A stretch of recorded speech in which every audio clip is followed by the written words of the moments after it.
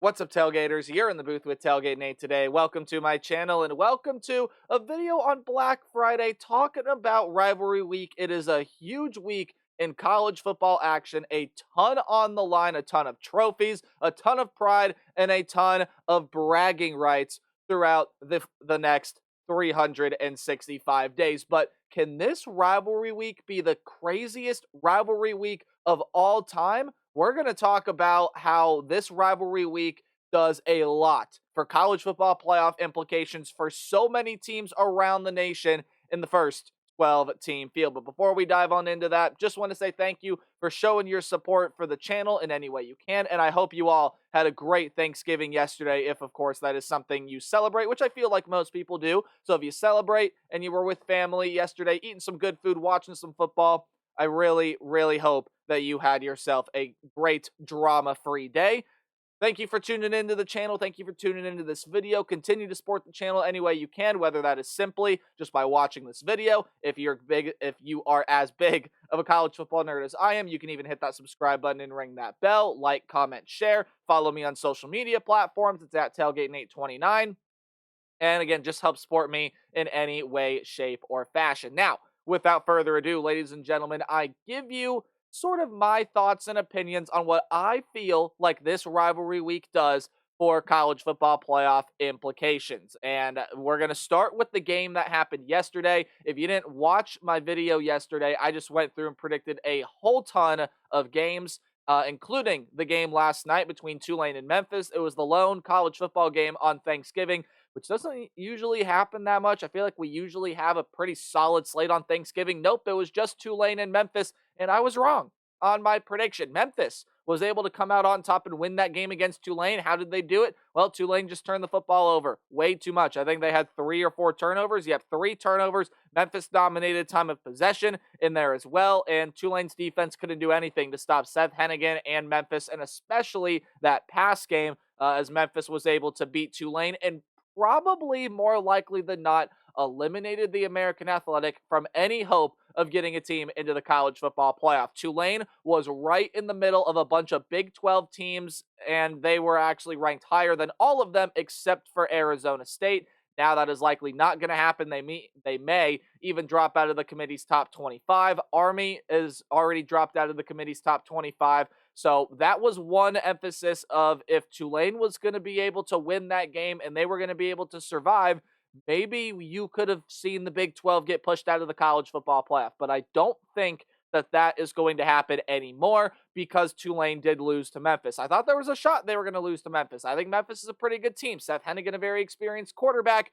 But now if you were rooting for that and you were rooting for, hey, let's see if we can get Tulane in the college football playoff, likely is not going to happen now at this point because Tulane just got beat by Memphis yesterday. Even if they were going to win the American Athletic Conference, I still don't think now that they're going to get a shot. Maybe Army can, but they were unranked by the committee's latest poll, and so I don't think they're going to jump all of these Big 12 teams unless we get Big 12 chaos and the Big 12 champ is like Baylor or something. Then yeah, maybe Army can go ahead and get that final spot. But I want to start out with the Big 12 because it has been so incredibly talked about, so increasingly complicated. We're going to start finding out tonight. Colorado plays Oklahoma State. That's sort of the start to all of this Big 12 chaos, but obviously every game on the Big 12 slate matters, especially the one against or between Texas Tech and West Virginia, because if BYU were to lose that night to Houston, then that result matters, and I'm not going to dive on into the nuances in the Big 12. I have a whole video covering every conference from the Power Four and even the Mountain West, and talking about clinching scenarios to get into their conference championship game. So I encourage you to go back and watch that video. But I kind of dive on into a little bit more of the nuances with the Big 12 in that one. The games that you need to know about, though, again, as I said yesterday, I think Arizona's going to beat Arizona State, sort of starting that wheel, but with BYU and Iowa State surviving, I do think that'll be your Big 12 conference championship game, even though I do think Colorado's going to be able to beat Oklahoma State this weekend as well. But the Big 12 was a very interesting piece, and it's still very interesting as far as who goes to the Big 12 championship game. now it becomes a little bit of a less interesting piece only because Tulane lost yesterday. And now I really don't see a whole lot of risk. In fact, there is very, very, very, very minimal risk of a Big 12 champ missing out on the college football playoff, even if it were happen to be Baylor or TCU, and especially if it's going to end up being Kansas State. The committee has already got them ranked and things like that. Maybe if it's Baylor, TCU, then yeah, the odds of a team like Army, maybe even Tulane, getting that last spot in the college football playoff over the Big 12 champ is a little bit higher. I just quite simply don't think that that is going to happen. So the Big 12 still going to be chaotic, still going to be fun to watch, a little bit less of an interesting piece to me. I don't really think there's going to be a whole lot of chaos in the Big Ten. I think there's going to be a lot of teams that win out there, but chaos for the college football playoff comes when you talk about the SEC, because with as crazy and chaotic as the SEC has been this year, especially if you are Alabama and Ole Miss, you are rooting for the Vanderbilt Commodores. I said this in my video yesterday, but if Alabama and Ole Miss want to have a shot to get into the college football playoff, I think what you want is you definitely don't want Texas A&M to win there, right? You don't want Texas A&M to win in College Station, because then that throws Texas into the whole mix of teams with Alabama, with Ole Miss. Sorry, all cameras started to get a little bit behind there, so I thought I'd fix it. So yeah, if Texas loses to Texas A&M, then that throws Texas and both Texas A&M in the whole conversation with Alabama and Ole Miss and everyone of that nature. And especially then, if Tennessee were to lose to Vanderbilt, that throws Tennessee into that mix as well. But seeing how the committee has ranked those teams before, Alabama and Ole Miss have always been above Tennessee ever since Tennessee's lost to Georgia. I think if Tennessee were to lose to Vanderbilt, that were then to be the case. Alabama and Ole Miss would be ranked ahead of Tennessee. And right now, Alabama is that front-running favorite, right? If there is SEC chaos to be had, and say Texas A&M wins, which I think would be disastrous for Alabama and Ole Miss, but if Vandy beats Tennessee, that's exactly what you want out of Alabama, or actually, that's exactly what you want if you are Alabama and Ole Miss. So, Nate, why do you want the Texas A&M not to win, but you want Tennessee not to win? Well, because Texas A&M winning puts them in the SEC championship game. They are a 3-loss team. You'd have to throw them into the conversation with, say, Texas at that point, because they wouldn't make the SEC title game, but I still think they would get in. Bama, Ole Miss, and then if Tennessee were to lose to Vandy, especially then if Texas A&M were to win the SEC, beat Georgia, you're sitting there with Texas with 2 losses, but then Alabama, Tennessee, Ole Miss, Missouri, who just the way the committee's been ranking them, I don't think is going to end up making the college football playoff. Texas A&M is a 3-loss SEC champion, and then Georgia is a 3-loss SEC runner-up. So if that scenario were to play out, yikes, committee, have fun. There's going to be a lot of upset SEC fan bases if that were to happen. I think Georgia's going to be able to survive. I think Texas is going to win that. But if that doesn't happen, Texas A&M wins, especially if Tennessee loses to Vandy, you could see a 3-loss SEC at-large team. And I still think, with the way the committee's been ranking teams, that is extremely likely to happen, even if we get one upset, maybe 2. A couple things are going to have to happen, but otherwise, I think we're going to be pretty fair and well off there in the SEC. But if Vandy does beat Tennessee, SEC chaos can start to put its way into motion. Something just flew into my eye, or something's in my eye. Okay, regardless, we push through with it. What do we want to talk about next? Sorry, y'all. I should have definitely been. Okay. Couple more games that I do want to talk about, and then I'll sign off. I wanted to make this video pretty quick here. Notre Dame at USC.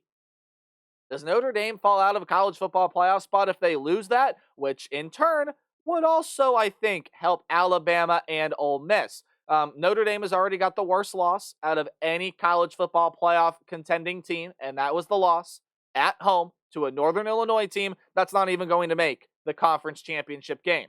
So if Notre Dame were to lose that game against USC, I mean, it'd be interesting to see what the committee would do with them, but I have a pretty good feeling the committee would drop them out. A 2-loss Notre Dame team that can't even play for a conference championship game, and you have losses to 2 not so great teams.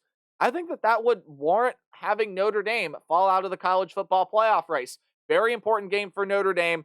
Not necessarily an important game for USC. They've already clinched bowl eligibility and things like that. Maybe Lincoln Riley can try to save his job, but Lincoln Riley, to me at least, needs to be on the hot seat because of the job that he has done at USC compared to what we saw out of him with Oklahoma. It just has not translated at all for Lincoln Riley into Southern California. But if Notre Dame were to lose that game, we could definitely see again one of those 3-loss SEC teams make the forefront in. But this is also a very interesting conversation now. The ACC is looking like they're going to get 2 teams in with SMU and Miami, probably regardless of the result in the SEC championship game.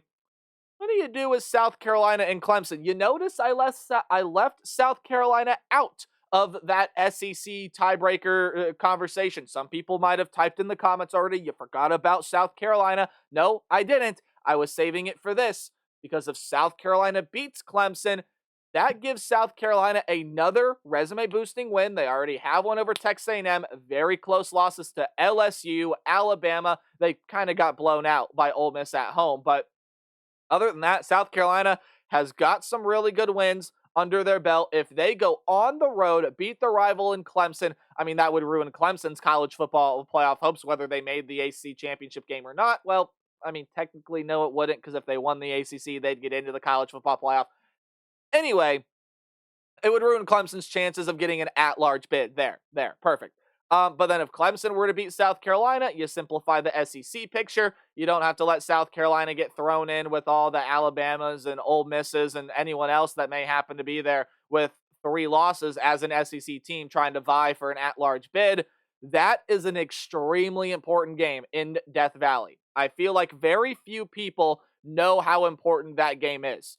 South Carolina and Clemson is a demonstrably important game for both of those teams and for the college football playoff picture. If South Carolina wins, it's just another SEC team that you're probably going to have to throw in there as the potential to get an at-large bid. Maybe they jump Bama. Maybe they jump Ole Miss with the win that they get over Clemson.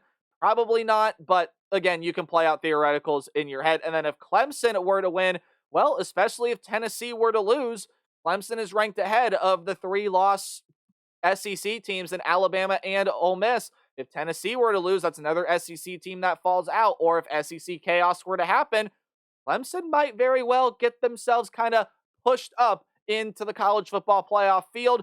Maybe SMU falls out with a loss in the ACC championship game. I personally just don't see that happening. But who knows what the committee does from that standpoint forward, right? I think this is going to be a very interesting week.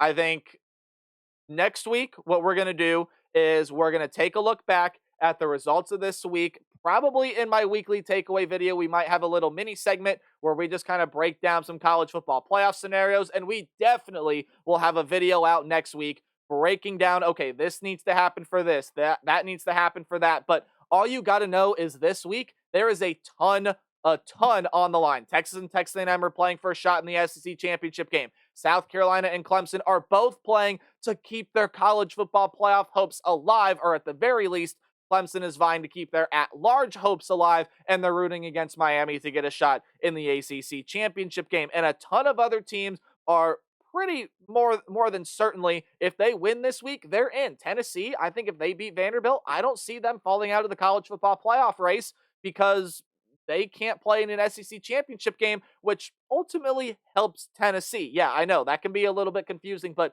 not playing in the SEC title game is ultimately, I think, going to help Tennessee. It may ultimately hurt Georgia, but we'll see what the committee ends up doing with that. Notre Dame, if they win, they're going to cement themselves in the college football playoff spot. Miami possibly could do the same thing, win or lose in the ACC title game at that point.